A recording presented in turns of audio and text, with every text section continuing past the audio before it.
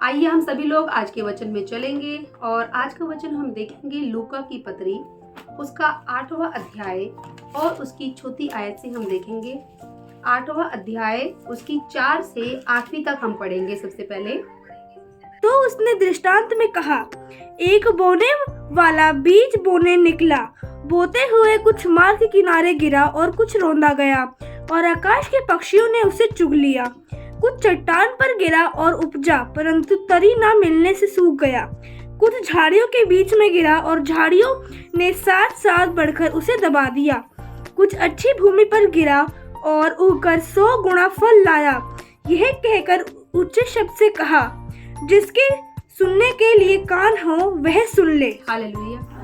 तो अब हम इस वचन को सबसे पहले देखेंगे और जानेंगे। तो वचन ये कहता है कि एक बीज बोने वाले के दृष्टांत को बताता है। एक बीज बोने वाला कौन होता है?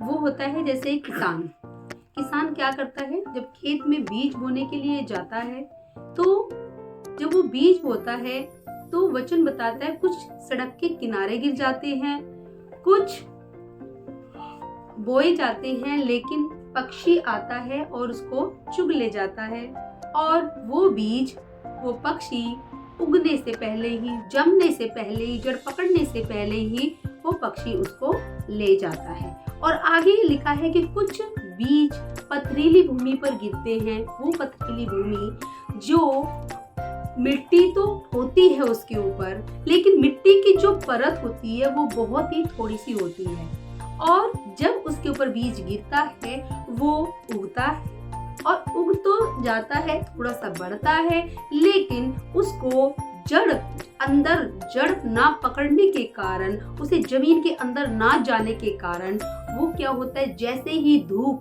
जैसे ही बरसात उसके ऊपर कुछ ऐसी चीजें आती है, वो क्या होता है, वहीं पर खत्म हो जाता है और वो पौधा बढ़ नहीं पाता, वो पेड़ में तब्दील नहीं हो पाता, क्योंकि जो उसकी जड़ें हैं वो उसकी जड़ें प्रॉपर जमीन के अंदर नहीं जाती। आगे यहाँ पर दिया हुआ है कुछ बीज झाड़ियों में गिरे और जब झाड़ियों में गिरे तो क्या हुआ, वो जैसे ही वो उगे लेकिन झाड़ियों ने उसे दबा लिया और वो बीज पेड़ बनने से पहले ही, बड़ा होने से पहले ही वो उस झाड़ियों में दब गया और वो बड़ा नहीं हो पाया और वो वहां पर नाश हो गया। लेकिन लास्ट में यहाँ पर बात आती है, कुछ बीज अच्छी भूमि पर गिरे और वो 100 गुना फल लेकर आए। और कुछ क्या हुआ, यहाँ पर कोई 100 गुना फल लाया और कोई कितने भी बढ़कर वो फल को लेकर आया। तो यहाँ पर परमेश्वर का वचन इस दृष्टांत के द्वारा बताना चाहता है, वो बताना चाहता है कि किस तरीके से एक बीज बोने वाला जब जाता है, उसको जितना वो बीज बोता है उतना उसको फल नहीं मिलता। वो जाता तो है बीज बोने के लिए और ये सोचकर कि उसको उतना फल मिलेगा, लेकिन उसको उतना फल नहीं मिलता क्योंकि वो सारे बीज अच्छी भूमि पर नहीं गिरते। अब यहाँ पर बात आती है हमारे लिए कि यही दृष्टांत आखिर हमें क्यों बताया गया, आखिर यहाँ पर क्यों किसान की बात हो रही है। हम लोग तो इस समय पर दिल्ली शहर के अंदर रह रहे हैं और यहाँ पर तो कुछ भी खेत नहीं है जहाँ पर हम लोग बैठे हैं, फिर किसानों की बात क्यों हो रही है।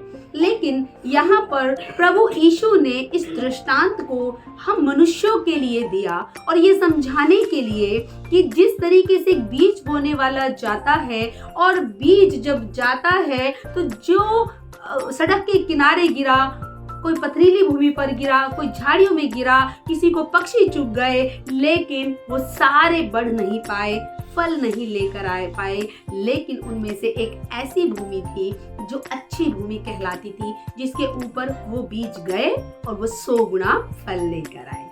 हालेलुया।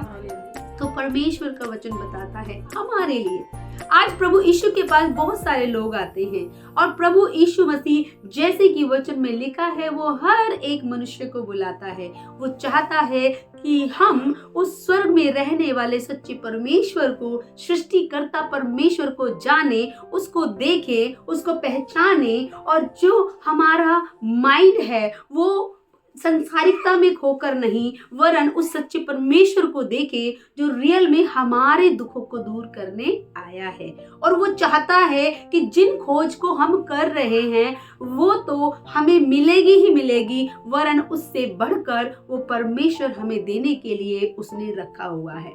अब बात आती है कि जो सड़क के किनारे गिरे वो कौन से बीज थे। सड़क के किनारे क्या होता है, सड़क के किनारे लोग आते जाते हैं और वो क्या होता है, पैरों में रौंदे जाते हैं और वो बीज उछलकर नाश हो जाते हैं। वो किस तरीके से होते हैं, लोग आए, प्रभु यीशु के पास आए, वचन को क्या किया, सुना और उसको बढ़ने नहीं दिया, बल्कि उसको रौंद डाला, उसको तुच्छ जाना, उस वचन को अपने जीवन में फलवंत होने ही नहीं दिया। यूहन्ना की पत्री में जब हम पढ़ते हैं उसमें लिखा है कि आदि में वचन था, वचन परमेश्वर के साथ था और वचन ही परमेश्वर था।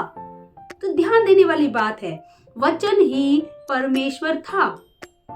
तो हम यहाँ पर क्या देखते हैं कि जब वचन ही परमेश्वर था, लेकिन उस परमेश्वर को पूरी तरीके से ग्रहण नहीं किया गया, उस परमेश्वर को अपने अंदर काम नहीं करने दिया गया।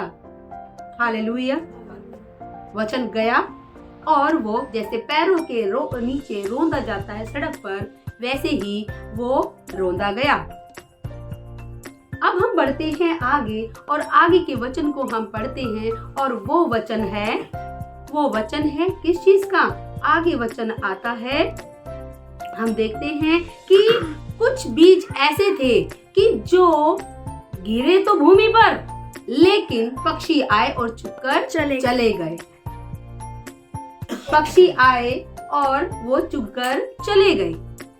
ये पक्षी कौन थे, कौन सा बीज चुगकर चले गए। परमेश्वर का वचन लोगों के पास पहुंचा, उसके जीवन को परिवर्तित करने के लिए, उसके जीवन को बदलने के लिए। जानते हैं, परमेश्वर बहुत अच्छे से जानता है कि हमारे दुख किस तरीके से दूर हो सकते हैं, क्योंकि वो हमें रचने वाला परमेश्वर है, वो सृष्टि को बनाने वाला परमेश्वर है और वो ये देखता भी है कि हमारे दुख कैसे हैं और कैसे हम उनसे छुटकारा पा सकते हैं। ऐसा नहीं है कि वो परमेश्वर हमारे दुखों को नहीं जानता। लोग आते हैं परमेश्वर के पास में और देखते हैं कि हम अपने विपत्ति के समय पर इनके पास आए हैं, जरूर कुछ न कुछ सॉल्यूशन मिलेगा, जैसे लोग बताते हैं और सुनकर वो आते भी हैं। लेकिन परमेश्वर का जब वचन उनके पास पहुंचता है, उससे वो किस तरीके से ग्रहण करते हैं। सुना, बाहर गए, जिक्र किया, पूछा हाँ भाई कहाँ गए थे, कहते हम तो भी चर्च में गए थे, हम प्रार्थना सुनने के लिए गए थे, ऐसे ऐसे हम इस चीज के लिए गए। क्या बोल दिया गया, अरे वहां पर कहाँ चले गए, वो तो दूसरे धर्म की बातें होती है, वहां पर दूसरे धर्म की बातें हो रही है। तो ये क्या चीज होती है, धर्म को बड़ा कर दिया गया। वो सृष्टिकर्ता परमेश्वर तो सबसे बड़ा है, उसने तो पूरी पृथ्वी को रचा है। और क्या हुआ, उस वचन को चिड़िया के रूप में मनुष्य आए दूसरे और उस वचन को उसके अंदर से उखाड़ फेंका, ले लिया, वो खा लिया वो वचन। लेकिन जो उगने वाला था उसके अंदर वो उग नहीं पाता है। आगे आते हैं हम उस चीज के ऊपर जो पथरीली भूमि की बात की गई है। पथरीली भूमि वो होती है जिसने प्रभु का नाम सुना और विश्वास किया। पथरीली भूमि कौन सी है, प्रभु यीशु का वचन सुना और प्रभु यीशु पर विश्वास किया और प्रभु यीशु के नाम से, हाँ यीशु मसीह बहुत अच्छे हैं, मेरी प्रार्थना पूरी हो गई, मेरे जीवन में ये बदलाव आ गया, मेरे जीवन में बहुत अच्छा हो गया, जय हो परमेश्वर की, 6 महीने साल भर बहुत अच्छे, प्रभु बहुत अच्छे हैं, मेरे जीवन में इतना कुछ कर दिया। प्रभु ने कर दिया और साबित कर दिया कि वो सच्चा परमेश्वर है। ये साबित कर दिया कि वो हमारी प्रार्थना को सुनता है। ये साबित कर दिया कि वो हमारे लिए आया है। लेकिन फिर क्या होता है, जैसे ही वो समय आता है, कहते हैं उसे कि जब तक सोना तपाया न जाए वो खरा नहीं हो सकता। जब तक हीरा, अगर हम देखेंगे कच्चा हीरा, वो बिल्कुल बेकार लगता है, वो बिल्कुल अच्छा नहीं लगता, उसे कोई अपने हाथ में भी रखना पसंद नहीं करेगा। जब तक उस हीरे को तराशा ना जाए तब तक वो हीरा ना तो चमक लाता है, ना उसकी कीमत मार्केट में होती है। उसे वो बिना कीमत के नजर आता है, वो ऐसे पत्थरों में पड़ा हुआ मिल जाएगा। लेकिन जिसको अपने ऊपर वो छेनी, रेती और सब औजारों की मार जो सहन करता है, वो चमकता हुआ हीरा बन जाता है और उसकी कीमत मार्केट में बहुत ज्यादा हो जाती है। हालेलुया। परमेश्वर हमें उसी रूप में रखना चाहता है, लेकिन मनुष्य क्या करते हैं, वो पथरीली भूमि पर, बहुत सारे लोग पथरीली भूमि के समान, जैसे बीज गया पथरीली भूमि में, उस तरीके से बन जाते हैं और प्रभु का वचन अभी जड़ पकड़ा नहीं। परमेश्वर की जैसे ही वो जीवन में हमारे कोई परीक्षा आए, परमेश्वर की वचन को भूल गया, परमेश्वर के कार्यों को अपने जीवन में भूल गया। और फिर क्या हुआ बाद में, एंड में, नहीं प्रभु यीशु मसीह तो कुछ नहीं करते, ये देखो मेरे लाइफ में कितनी तकलीफें आ रही है। लेकिन कैसे भूल जाते हैं, ये वही परमेश्वर है कि जब हम प्रभु के पास आए, उसने हमारे जीवन में अद्भुत किया, उसने हमें संभाला, उसने हमें शांति दी, उसने हमारी जब आंखों में आंसू थे उस समय हमें तसल्ली दी कि चिंता मत करो, होगा। उसने हमारी आशा, हमारी उम्मीद बढ़ाई, उसने हमें कहा तेरी आशा कभी ना टूटेगी, उसने कहा। लेकिन जानते हैं क्यों गिर जाते हैं लोग, एक पथरीली भूमि क्यों बन जाते हैं? क्योंकि वो वचन को समझना ही नहीं चाहते और वचन को समझे ही नहीं होते, इसीलिए उनकी जड़ें मजबूत नहीं हो पाती। वो ऊपरी सतह पर रहते। अच्छा प्रभु यीशु ने ऐसे ऐसे काम किए, ऐसे ऐसे काम किए, ऐसे ऐसे काम किए। अच्छा प्रभु यीशु मसीह ने मूसा, जो बाइबल के अंदर है, इतना बड़ा समुद्र को 2 भागों में बांट दिया। अच्छा एलिया के समय पर एलिया ने कहा आसमान से आग बरस, वो बरस गई। लेकिन ये जानते हैं कार्य कैसे हुए? वो भी मनुष्य थे, आपके और हमारे जैसे। लेकिन उनकी लाइफ में ऐसा क्या हुआ कि उन्होंने कहा और हो गया? ऐसा क्या अलग था उनके अंदर कि वो कहते थे और हो जाता था? जानते हैं कि परमेश्वर का यही वचन था उनके पास, जो आज आप लोगों के पास पहुंच रहा है, बल्कि हमारे पास इससे भी ज्यादा बढ़कर पहुंच रहा है। उनके पास इतना बढ़कर नहीं था, उनके सामने ये काम नहीं थे। उस समय इतने सारे चमत्कार जो यीशु ने किए वो नहीं थे, लेकिन उन्होंने भरोसा किया परमेश्वर के वचन पर, और उन्होंने वचन को अपने जीवन में इस्तेमाल किया। विपत्तियां आई, वचन के द्वारा, विश्वास के द्वारा वो कहते थे और होता था, लेकिन वो विचलित नहीं होते थे। विपत्तियां आई, जैसे मैंने आपको बताया, हीरे पर जब तक छेनी, रेती का वो मार ना लगे तब तक वो चमकता हुआ हीरा नहीं बन सकता है। और यदि हम रेती और उससे ही डर गए तो हमारी कीमत वही की वही पत्थर के समान रहती है, हम हीरा नहीं बन पाते। तो जब मनुष्य के जीवन में वो हीरा बनने का समय आता है, तब कहते हैं नहीं, अब हम सहन नहीं कर सकते। और वो क्या करते हैं, एक पथरीली भूमि पर जैसे बीज गिरता है बिना जड़ पकड़े, वो जैसे ही धूप आई उसके ऊपर, वो क्या होता, मुरझा जाता है, सूख जाता है और नाश हो जाता है। आगे जब हम बढ़ेंगे और देखते हैं, यहाँ पर आए, कुछ झाड़ियों के बीच में गिरा और झाड़ियों के साथ साथ बढ़कर उसे दबा लिया। एक कुछ बीज ऐसे थे जो झाड़ियों में गिरे, और जब वो झाड़ियों में गिरे वो उग के थोड़े से बड़े हुए, लेकिन झाड़ियों ने उनको दबा लिया और वो उस लेवल तक बढ़ ही नहीं पाए जहां पर वो फल लेकर आने वाले थे, और वो वहीं पर नाश हो गए। अभी झाड़ियां क्या है? झाड़ियां हैं वो मनुष्य की वो सोच, विचार, चिंताएं, जो उसको वचन पर यकीन करने ही नहीं देती, वचन को अपने जीवन में इस्तेमाल करने ही नहीं देती। विचार आते हैं, तुम्हारे साथ तो बहुत बुरा होगा, ये चीजें हैं, विचार आ रहे, कंट्रोल नहीं कर रहे, झाड़ियों के समान चिंताएं आ रही है, घर में शादी करनी है, मेरे एग्जाम है, मेरा वो है, और बहुत सारी चीजें हैं। लेकिन क्या हुआ, वो चिंताएं झाड़ियों के समान उसके ऊपर आ गई, और उसने क्या हुआ, पौधे को बढ़ने ही नहीं दिया। उसने पौधे को बढ़ने नहीं दिया। और उसके बाद क्या होता है, वो झाड़ियां पूरी तरीके से उसको नाश कर देती है और उसे फल नहीं लाने देती। हालेलुया।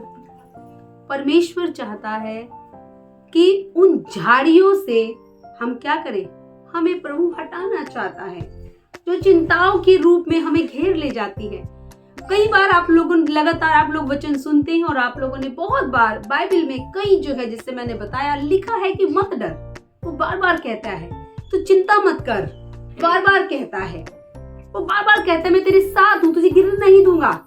लेकिन जब वो चिंताएं आती है, हम उस चिंताओं को हटने ही नहीं देते और क्या करते हैं, वो कुछ लोग उन चिंताओं में ही लगातार बने रह जाते हैं। परमेश्वर के कार्यों को याद नहीं करेंगे, परमेश्वर की महिमा को जो हमारी लाइफ में हुई, लोगों की लाइफ में हुई, बाइबल के अंदर हुई, उन चीजों को वो याद नहीं करेंगे। परमेश्वर ने कैसे अद्भुत अद्भुत काम किए, लेकिन चिंताएं करने के लिए उनके पास पूरा दिन होता है, पूरी रात होती है, रो भी लेंगे, तकिए पे आंख रख रख कर पूरे आंसू बहा देंगे, लेकिन परमेश्वर के उस महिमा को, उन चमत्कारों को, उन कार्यों को नहीं याद करेंगे कि जब वो चिंताओं में थे, जब मूसा चिंता में आया, जब एलिया चिंता में आया, जब ये हमारा दाऊद चिंता में आया, तो वो कैसे प्रभु की आराधना करता था, कैसे उन चिंताओं को हटाने के लिए काम करता था।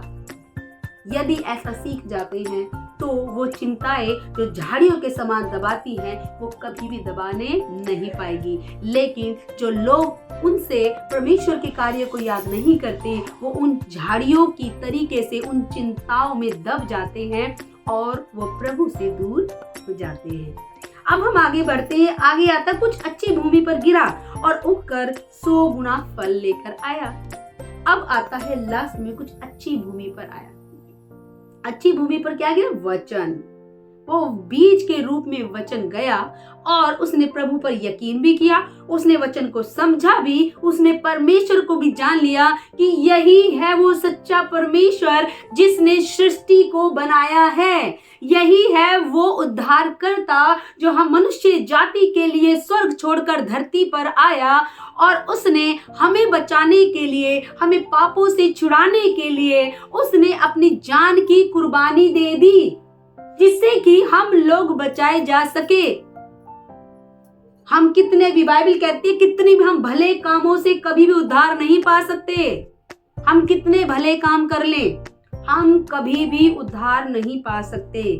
हम कितने भलाई के काम कर ले, भलाई के काम करना, दान दे ले, सब कुछ कर ले, लेकिन हम उद्धार नहीं पा सकते, क्योंकि उद्धार हमें मिलता है अनुग्रह से। अनुग्रह मिलता है विश्वास करने से। जब हम यीशु पर विश्वास करते हैं तो परमेश्वर का अनुग्रह हमारे ऊपर आता है।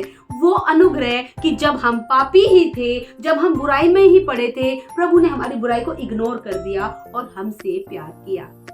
वो चाहता था कि हम बचाए जाएं। उसने हमारी बुराइयों को इग्नोर करके अपने अनुग्रह की दृष्टि को हमारे ऊपर रखा, जिसके द्वारा कि हम क्षमा मांगे उन गुनाहों से, क्षमा मांगे उन बुराइयों से, जिसके द्वारा हम हर समय तकलीफों में चल रहे हैं। और परमेश्वर पर जब सच्चा यकीन लाते हैं तो हम क्या करते हैं? एक अच्छी भूमि कहलाते हैं जो 100 गुना फल लेकर आती है। और अच्छी भूमि वो है जिसका विश्वास कभी भी परमेश्वर से नहीं डिगता। और उदाहरण के तौर पर यदि हम पवित्र शास्त्र को लेते हैं तो जो मूसा, एलिया, याकूब, यूसुफ, जिन जिन की बातें होती हैं, ये क्या हैं? इन्होंने कभी भी अपनी हर एक परिस्थितियों में कभी भी परमेश्वर विश्वास नहीं छोड़ा। अब हम यूसुफ के बारे में अगर सोचे तो यूसुफ के ऊपर पोतीफर जो व्यापारी था, जिसके हाथ यूसुफ को बेच दिया गया था, बाइबल में लिखा हुआ है, वो क्या था? उसके ऊपर पाप का एक झूठा इल्जाम लगाया गया। सोचिए जरा, जो परमेश्वर को खोजने वाला, प्रार्थनाएं करने वाला था, उसके ऊपर झूठा इल्जाम लगाया कि ये तो पाप करना चाहता था, पोतीफर की पत्नी ने। लेकिन उसकी बात को नहीं माना गया और यूसुफ को 2 साल के लिए जेल में डाल दिया गया। जाने कितने साल के लिए डाला गया, लेकिन 2 साल तक वो जेल में था। पर परमेश्वर ने एक ऐसा अनुग्रह किया कि परमेश्वर उस समय से वो निकला। जेल में जीवन कैसा होता है? जेल में कोई अच्छा जीवन नहीं होता। लेकिन यूसुफ उस समय से गुजरा, उस छेनी, उस मार से, उस हथौड़ी से, उस गर्माहट से निकला, लेकिन उसने परमेश्वर की आराधना नहीं छोड़ी। और उसके बाद जब वो उस समय से निकला तो वो उस देश का, जिस देश की जेल में वो एक गुलाम बनकर रह रहा था, उसी देश का वो प्रधानमंत्री ठहराया जाता है। हालेलुया। विश्वास कैसा है हमारा? यदि हम अच्छी भूमि हैं तो अच्छी भूमि 100 गुना फल लेकर आती है। और वो वहां पर प्रधानमंत्री बना और उसने अपने पूरे घराने का वहां पर उद्धार कर दिया, अपने घराने को गरीबी में से निकाल कर वो बहुत ऊंचे मार्ग पर लेकर गया। ये होता है विश्वास। विश्वास थोड़ा या आधा अधूरा नहीं होता। हम कैसी भूमि हैं ये देखना है। हम कैसी भूमि हैं? क्या हम सड़क वाली भूमि हैं जिस पर परमेश्वर के वचन को ऐसे बेकार समझकर दबा दिया जाता है, रोन दिया जाता है, अरे कुछ नहीं लिखा ही तो है, उसको क्या समझते, हल्के में ले लेते हैं। इसी वचन के द्वारा, इन्हीं वचनों के द्वारा समुद्र 2 भागों में बट गया। इन्हीं वचनों के द्वारा आकाश से खाना, मन्ना बरस गया। इन्हीं वचनों के द्वारा पत्थर से पानी निकल गया। ये वचन इतने सामर्थी हैं, लेकिन बहुत से लोग इसमें ढूंढते हैं सामर्थ, पास्टर में ढूंढते हैं। पास्टर में सामर्थ है कि नहीं, पास्टर में सामर्थ है कि नहीं। जो पास्टर जिस सामर्थ को जहां से लेता है यकीन कर कर, वो तो आप लोगों के हाथों में है। हालेलुया। वो आप लोगों के हाथों में है। और परमेश्वर चाहता है कि हर एक व्यक्ति इतना सामर्थी बने, अच्छी भूमि बने। देखना है, हमें जज करना है, क्या सच में हम अच्छी भूमि हैं? क्या हम सच में फल लेकर आते हैं? क्या हम सच में अपने आप को तो हमने बचाया बुराइयों से, पाप से, बुरी चीजों से? क्या हम दूसरों को भी ये मैसेज पहुंचा रहे हैं कि उनके जीवन में बड़ा रोना है, दुख है, तकलीफ है, ये मैसेज वहां तक भी पहुंचे? प्रभु का वचन कहता है, मेरे ज्ञान के बिना मेरी प्रजा नाश हो जा रही है। आप जानते हैं, लोग धर्म की तो बात करते हैं, जातियों की बात करते हैं, लेकिन वो इंसानियत जो है, जो हर एक इंसान के लिए है, अगर किसी से ना पूछा जाए, सब लोग एक जैसे कपड़े पहन ले, कैसे पता चलेगा कौन किस धर्म या जाति का है? स्कूल में बहुत सारे बच्चे जाते हैं, एक सी यूनिफॉर्म पहनते हैं, जरा पहचान के दिखा दे कोई इनको कि ये मुस्लिम है, ये हिंदू, ये सिख, ये ईसाई। तन पर जैसे कपड़े पहने उससे पहचानने लगे। हालेलुया। तन पर जैसे कपड़े पहने उससे पहचानने लगे। परमेश्वर के सामने हम सेम है, हमारा जन्म सेम होता है, बिना हम निर्वस्त्र होकर जन्म होता है बच्चे का। नहीं कोई बता सकता कि कौन किस धर्म, किस जाति का है। परमेश्वर के नजर में धर्म जाति नहीं है, परमेश्वर की नजर में हम मनुष्य जाति हैं। और वो देखता है कि मेरे बच्चे बिना ज्ञान के नाश हुए जा रहे हैं। यदि हम अच्छी भूमि हैं तो हम उसके घर में भी रोशनी करने वाले ठहरेंगे। हम उसके दुख को भी दूर करने वाले ठहरेंगे, क्योंकि ये सामर्थ परमेश्वर ने हमारे हाथ में पवित्र शास्त्र के रूप में दी है। ये वो पवित्र शास्त्र है जो टोने टोट के नहीं करता, सीधा अधिकार के साथ में कमांड करता है, आज्ञा देता है, हुक्म देता है, और वो कार्य पूरा होता है। हालेलुया। तो परमेश्वर हम एक अच्छी भूमि बनाना चाहता है। अपने आप को जांचना है कि अभी आप आ रहे हैं प्रभु में, अभी आप बने हुए हैं, जुड़े हुए हैं, तो आप कैसी भूमि ठहरोगे? अपने पड़ोसी को बोलो, कैसी भूमि ठहरोगे? अपने पड़ोसी को बोलिए। ऑनलाइन वाले हैं, अपने बारे में बोलो, आप कैसी भूमि ठहरोगे? बताओ अपने पड़ोसी को। और कैसा फल लेकर आएंगे? 100 गुना फल लेकर आएंगे। हालेलुया। कहने वाले नहीं बनने, रियल में करके दिखाना है। हालेलुया। प्रभु चाहते हैं कि जो परमेश्वर के ये वचन है, जो हमारे जीवन में काम करते हैं, जो हमें सिखाते हैं, हमें ताकत देते हैं, हमें मन में शांति देते हैं, ये शांति हम बांटने वाले बने। क्योंकि यीशु शांति का राजकुमार है, उसके पास शांति की कोई कमी नहीं, उसके अंदर असीम शांति है। चिंताएं दूर हो जाती हैं और हमारी विपत्तियों को परमेश्वर लेने के लिए खड़ा हो जाता है। लेकिन जब हम अच्छी भूमि बनते हैं तब परमेश्वर हमारे हर एक उन कामों में मदद करता है जब हम 100 गुना फल लाने वाले बनते हैं। हालेलुया। और चाहता है परमेश्वर कि हम सब लोग वही सामर्थ्य पाए जो यीशु मसीह के पास थी। हम भी वही सामर्थ्य पाए जो प्रभु ने जिन कामों को किया, उसी सामर्थ्य के द्वारा हम उन कामों को कर पाए। तो मैं विश्वास करती हूँ कि ये वचन आप लोगों को समझ में आएगा और आ चुका होगा। प्रभु आप सब लोगों को आशीष दे। वचन सुनने पर प्रभु आप सब लोगों को बढ़ाए। प्रभु यीशु के नाम में आप सब लोगों को जय मसीह की।